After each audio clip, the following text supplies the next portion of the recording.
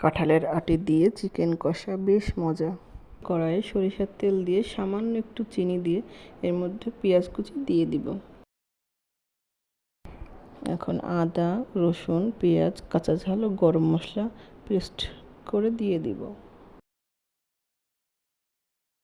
মশলা কিছুটা কষানো হলে এর মধ্যে গুঁড়ো মশলা, লবণ, হলুদের গুঁড়া, ঝালের গুঁড়া, জিরার গুঁড়া দিয়ে দিব।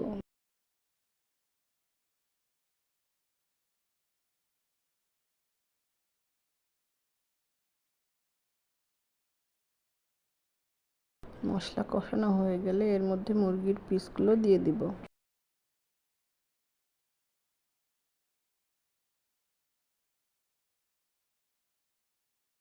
কিছুক্ষণ কষিয়ে নেওয়ার পর আগে থেকে সিদ্ধ করে রাখা কাঁঠালের আটিগুলো দিয়ে দিব।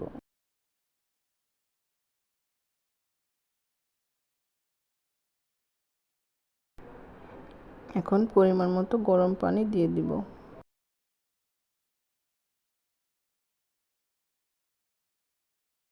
রান্নাটা অলমোস্ট কমপ্লিট। এখন আমরা ভেজে রাখা জিরা ও এলাচ গুঁড়া দিয়ে নামিয়ে নিব।